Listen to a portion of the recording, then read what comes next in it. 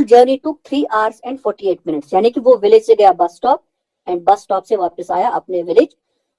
इस पूरी जर्नी में जो उसको टाइम लगा है वो लगा है 3 hours and 48 minutes। उसके बाद कहता है कि find the distance of the bus stop from the village. कहता है कि जो बस स्टॉप है वो विलेज से कितना दूर है। हम मान लेते हैं ये जो बस स्टॉप है ये विलेज से x किलोमीटर दूर है। यहाँ पे जरा एवरेज स्पीड की फॉर्मूला निकालिए। Average speed in this case क्या होता है? एवरेज स्पीड इस केस में होता है 2 into X into Y divided by X plus Y. आप यहाँ पे कंफ्यूज हो जाओगे, एक्स यहाँ पे क्या लिखा है, यहाँ पे मान लेते हैं डिस्टेंस p है। x मतलब ये वाली स्पीड और y मतलब ये वाली स्पीड, x मतलब ये वाली स्पीड। बस इसको सॉल्व करना ही आएगा। 2 into 15 into 4 divided by 15 plus 4 होता है 19। 15 टू 30, 30 इंटू 4 होता है 120 डिवाइडेड बाई 9। ठीक है। उसके बाद एवरेज स्पीड की फॉर्मूला क्या होती है? Total distance cover divided by total time taken. Total time है 3 hours and 48 minutes। जरा इस मिनट्स को भी आवर्स में कन्वर्ट कीजिए। ये आएगा 48 डिवाइडेड बाय 60।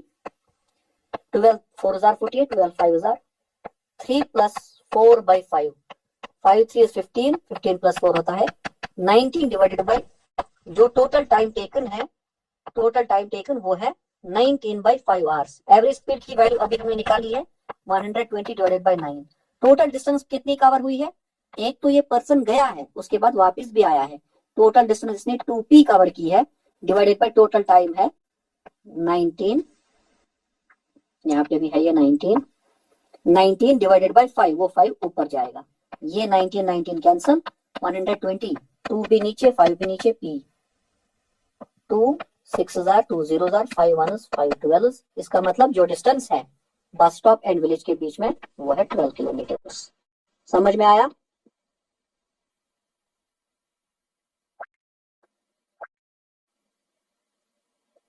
ये इजी क्वेश्चन है। अब आपको ऐसे क्वेश्चन आ जाने चाहिए बिकॉज हमने सारे कॉन्सेप्ट डिस्कस कर रखे हैं। तीसरा क्वेश्चन आपके सामने इजी क्वेश्चन है, 10 सेकंड लगने चाहिए इस वाले क्वेश्चन में। थर्ड क्वेश्चन,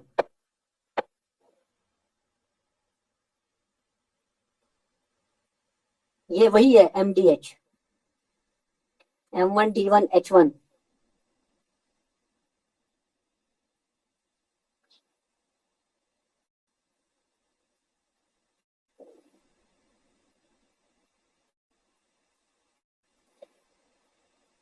बिल्कुल सही है।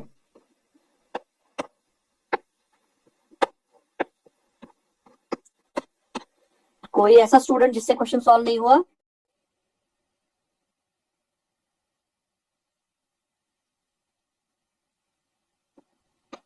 ठीक है। क्वेश्चन नंबर 4 आपके सामने।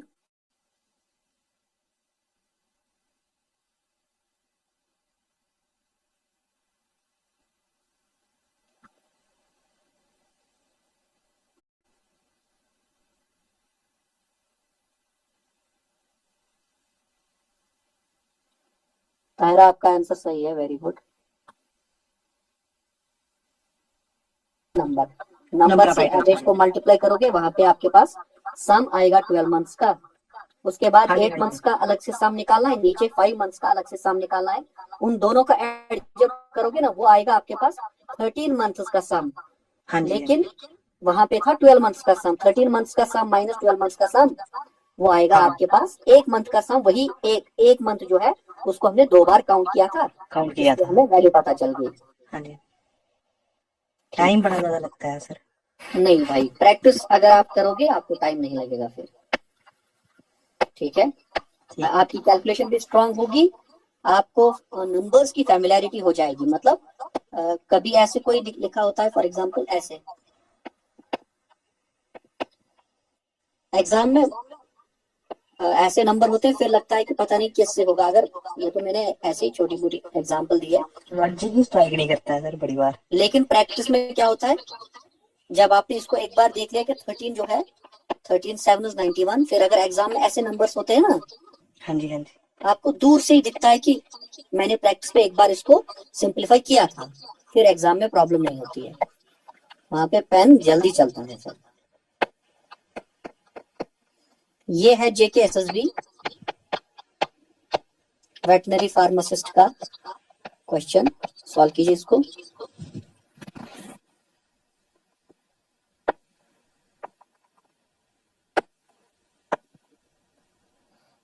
मैं सॉल्व करूं इस वाले क्वेश्चन को? अगर आपको प्रॉब्लम हो रही है तो फिर मैं सॉल्व कर देता हूं।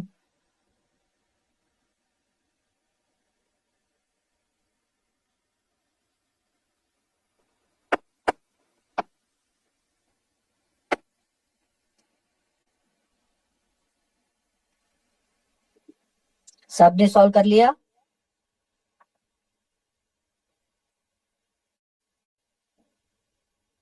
आयुष भाई आपने कर लिया?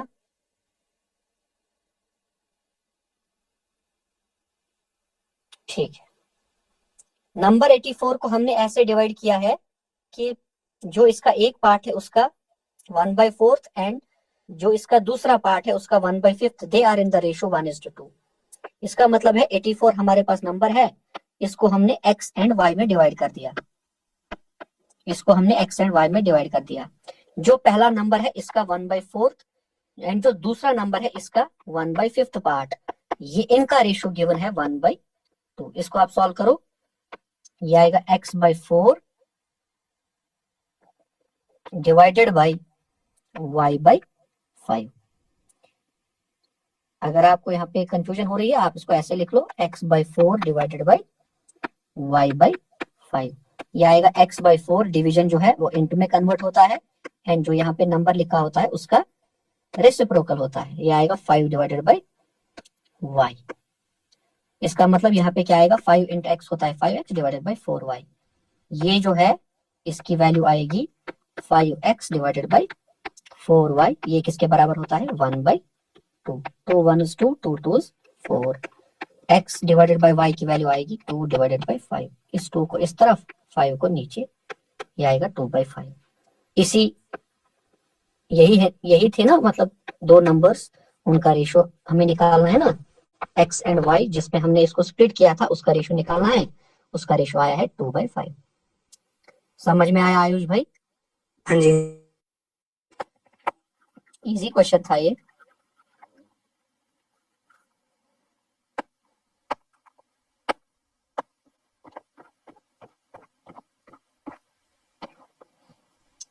इजी क्वेश्चन है ये भी। 8 जिनका आ रहा है सही है, आप इसको ऐसे कर लो, 49 डिवाइडेड बाई 68। ठीक है, ये एक रेशो है। ये कहता है कि दोनों में क्या ऐड करें सो दैट ये रेशो क्या बन जाए, 3:4। दोनों में मान लेते हैं हमने x ऐड कर दिया और ये बनना चाहिए क्या, 3/4 या 3:4। 4 से यहाँ पे क्रॉस एंड 3 से यहाँ पे क्रॉस।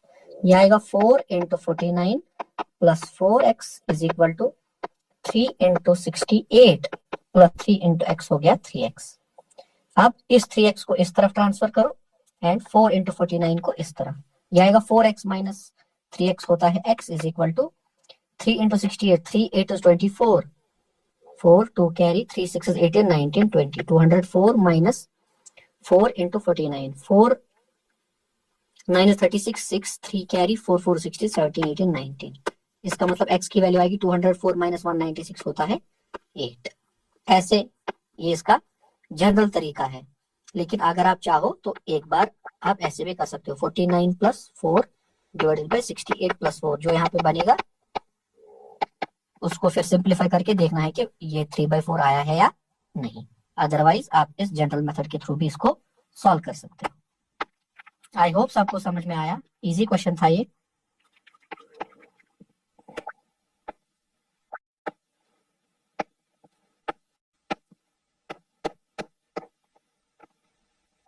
सॉल्व कीजिए इसको।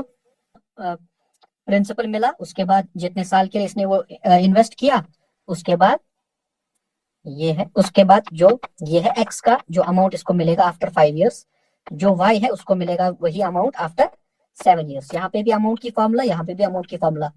क्वेश्चन कहता है कि अमाउंट दोनों का इक्वल है। अगर अमाउंट दोनों का इक्वल है ना, फिर आपको इनके जो राइट हैंड साइड है वो इक्वेट करने हैं। उसके बाद देखिए क्या आंसर आता है, उसके बाद ही इजी हो जाएगा, विद इन सेकेंड्स इसका आंसर आ जाना चाहिए।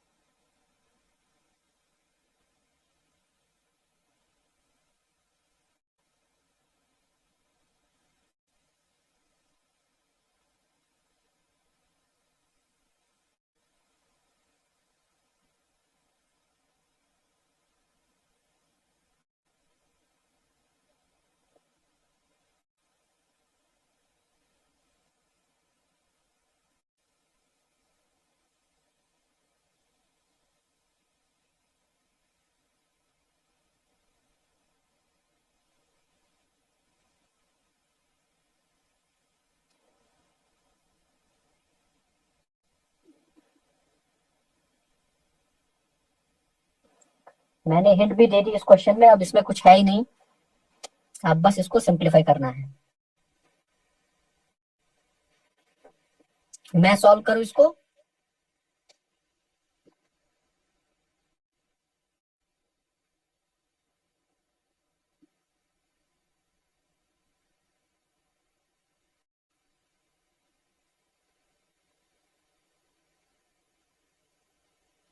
हाँ हिना, आपका आंसर सही है, वेरी गुड। हम्म, कायरा आपका भी सही है, वेरी गुड।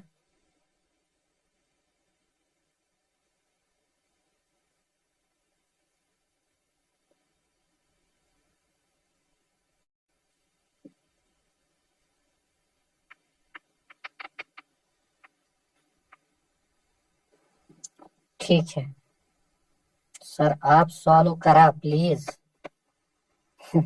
शायका शफी, आप क्या टाइप कर रहे हो? Pashto?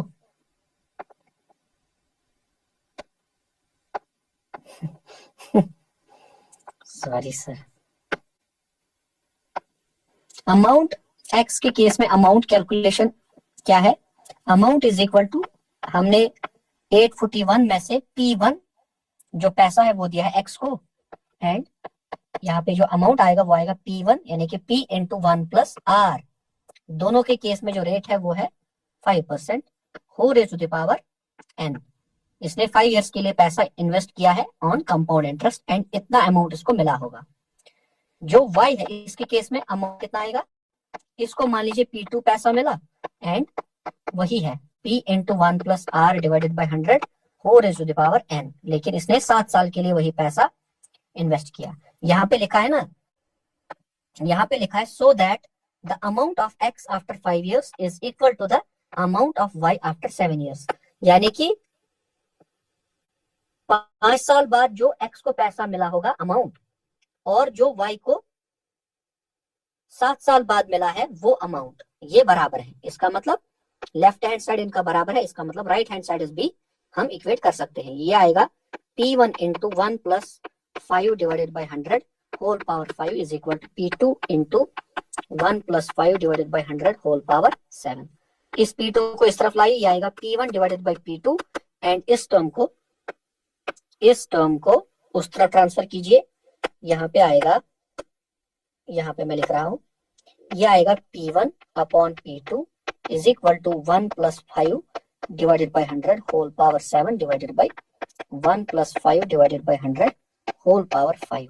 1 + 5 divided by 100 whole power 5 and 1 + 5 divided by 100 whole power 5, ऊपर और नीचे कैंसल, ऊपर बचेगा 1 + 5 डिवाइडेड बाई 100 होल स्क्वायर। ये स्टेप इसको समझ में आया? ये बिल्कुल बेसिक्स, मतलब बेसिक मैथ है। इसका मतलब P1 डिवाइडेड बाई P2 किसके बराबर आया? 1 + 5 डिवाइडेड बाई 100 होल पावर 2। 5 1 जार, 5 2 जार, 5 0 जार, 20 इंटू 1, ये आएगा 20 इंटू 1 20 + 1 डिवाइडेड बाई 20 स्क्वायर। 20 + 1 होता है 21 डिवाइडेड बाई 20 इसका स्क्वायर, और यहाँ पे है P1 अपॉन P2। 21 स्क्वायर होता है 441 एंड 20 स्क्वायर होता है 400। इसका मतलब P2 की वैल्यू है 400 एंड P1 की वैल्यू है 441। इसमें से एक ही ऐसा ऑप्शन है, वो है ऑप्शन नंबर ए। इसका मतलब जो 841 रुपीज है उसको हमने डिवाइड किया था 400 एंड 441 में। समझ में आया शायका शफी?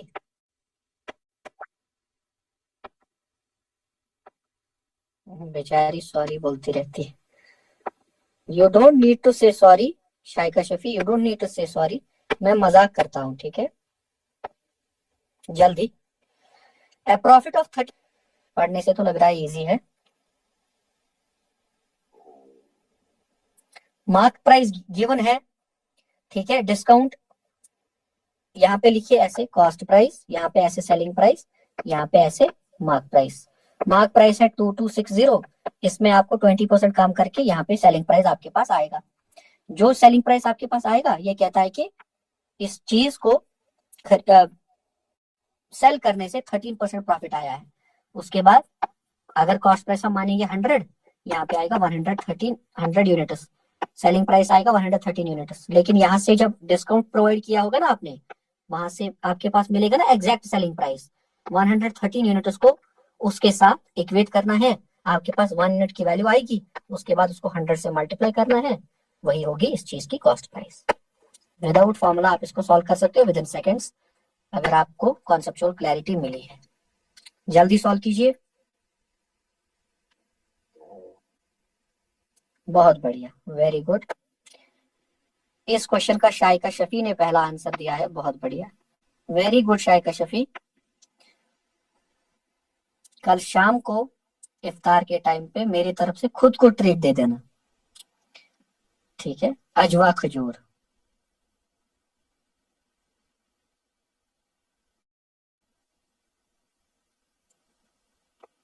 इस वाले क्वेश्चन को सॉल्व कीजिए। ये 7 into 2 नहीं है, ये है 7, यहाँ पे बीच में x और उसके बाद है 2,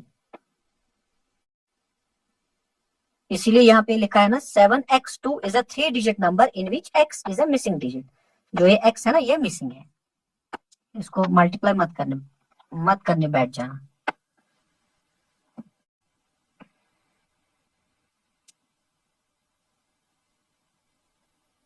हिना का आंसर सही है, वेरी गुड। यहाँ पे आपको डिविजिबिलिटी रूल लगाना है गाइस, इजी क्वेश्चन है ये। 6 का डिविजिबिलिटी रूल होता है if the number is divisible by both 2 and 3, 2 से भी डिविजिबल होना चाहिए वो नंबर, 3 से भी डिविजिबल होना चाहिए, दोनों से, तब जाके वो 6 से डिविजिबल होता है। 2 का डिविजिबिलिटी रूल होता है लास्ट में होना चाहिए 0, 2, 4, 6 या 8, इनमें से कोई भी डिजिट अगर किसी नंबर के लास्ट में होगा तो वो नंबर होता है डिविजिबल बाय 2। लेकिन 3 के लिए क्राइटेरिया होता है sum of digits, if the sum of digits is divisible by 3 then the number is also divisible by 3। इसका मतलब क्या है, 2 तो ऑलरेडी पीछे है, बस आपको इन 4 ऑप्शंस में से यहाँ पे वो नंबर बिठाना है जिसकी वजह से जो सम ऑफ डिजिट्स होगा वो डिविजिबल होना चाहिए 3 से। 2 से तो ये ऑलरेडी, यहाँ पे तो 2 ऑलरेडी है ही, ये तो ऑलरेडी यहाँ पे है इनमें से, बस यहाँ पे आपको एक नंबर ऐसा बिठाना है जिसकी वजह से सम ऑफ डिजिट्स आपका डिविजिबल हो 3 से, एंड वही होगा, जो मिसिंग डिजिट है वही होगा। इस क्वेश्चन का करेक्ट आंसर है यही 3।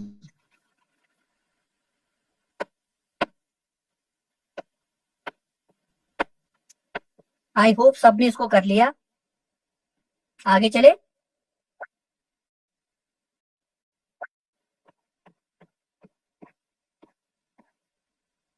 ठीक है, लास्ट के 2 क्वेश्चन है।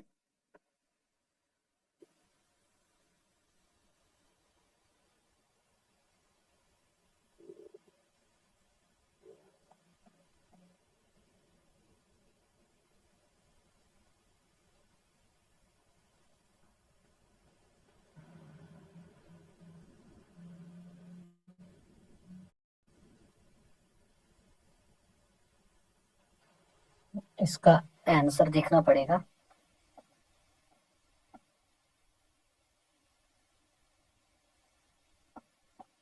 हाँ तायरा, आपका आंसर सही है, वेरी गुड। आसमा, आपका भी आंसर सही है, वेरी गुड। हिना, आपका भी आंसर सही है।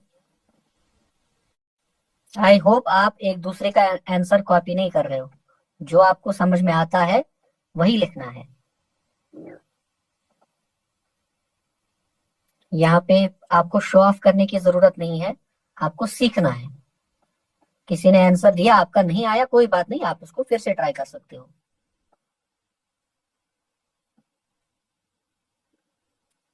बी ऑनेस्ट टू योरसेल्फ, आप दुनिया को धोखा दे सकते हो but you can't better yourself, आप ना खुद को धोखा दे सकते हो ना आप खुद को झूठ बोल सकते हो। Better is to be sincere. इस क्वेश्चन का करेक्ट आंसर है 24 डेज। कोई ऐसा स्टूडेंट जिससे सॉल्व नहीं हुआ? जल्दी।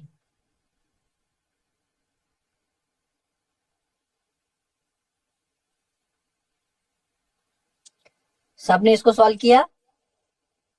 ए जो है वो किसी काम को 20 डेज में करता है, जो बी है वो उसी काम को 30 डेज में करता है, ठीक है। जरा आप पहले यहाँ पे टोटल वर्क निकालिए, 20 एंड 30 का एलसीएम मेरे हिसाब से 60 आएगा। ये इसका मतलब है 60 यूनिट्स टोटल वर्क है। जरा एफिशिएंसी निकालिए एक की, total work divided by total time, वो आएगा 3 यूनिट्स। एफिशिएंसी निकालिए बी की, वो आएगा 2 यूनिट्स। ठीक है, उसके बाद कहता है कि 7 डेज के लिए दे बोथ वर्क टुगेदर, यानी कि ए और बी ने एक साथ 7 डेज के लिए काम किया है। अगर ये एक साथ 7 डेज तक काम करेंगे, कितना काम कंप्लीट होगा? एक दिन में ये 5 यूनिट्स कंप्लीट करेंगे। इसका मतलब 5 इंटू 7 हो गया 35 यूनिट्स, ये 7 डेज में खत्म करेंगे। टोटल काम जो है वो है 60 यूनिट्स। बचा कितना उसके बाद? 60 माइनस 35 होता है मेरे हिसाब से 25 यूनिट्स। 25 यूनिट्स टोटल काम बच गया। उसके बाद क्वेश्चन कहता है कि जो सी है वो अकेले फिर बाकी बचा हुआ काम 10 दिन में करता है।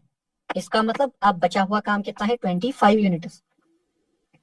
हमें सी की एफिशिएंसी नहीं पता है, लेकिन ये पता है कि उसने टोटल जो काम बचा है उसको 10 दिन में किया है। Efficiency into total time is equal to total work.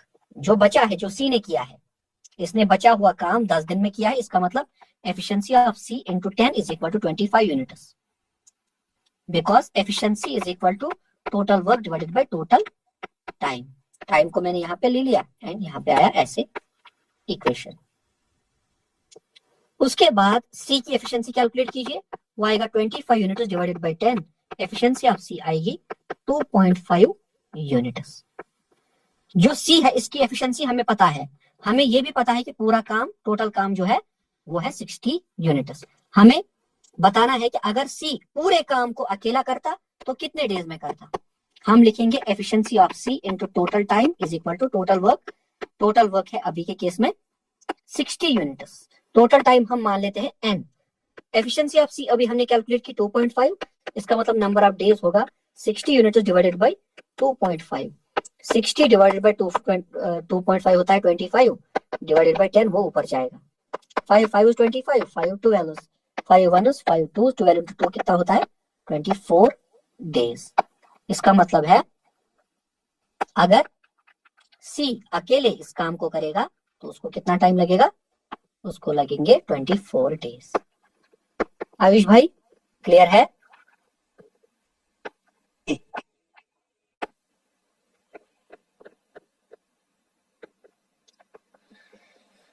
आज के सेशन का लास्ट देखिएगा, लास्ट में आंसर निकालते टाइम की प्लेटफॉर्म की लेंथ पूछी है, ट्रेन की नहीं पूछी है।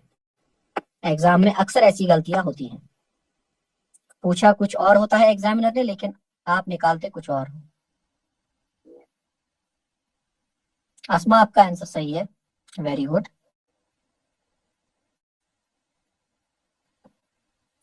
यहाँ पे जो वुमन है वो है एक पॉइंट ऑब्जेक्ट, ठीक है। एंड उस केस में जो ट्रेन है वो डिस्टेंस कवर करेगी अपनी लेंथ के बराबर। प्लेटफॉर्म के केस में जो ट्रेन है वो अपनी लेंथ के बराबर एंड प्लेटफॉर्म की लेंथ के बराबर डिस्टेंस कवर करेगी। बस ये दो इक्वेशन यहाँ पे लिखनी है, आपको खुद ही साफ हो जाएगा कि करना क्या है। 300 मीटर्स, बहुत बढ़िया। इस क्वेश्चन का करेक्ट आंसर है 300 मीटर्स। आई होप सबने इसको सॉल्व कर लिया। सबने किया?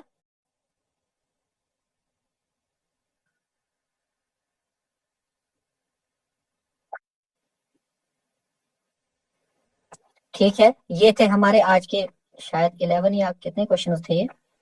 3 4 5 6 7 8 9।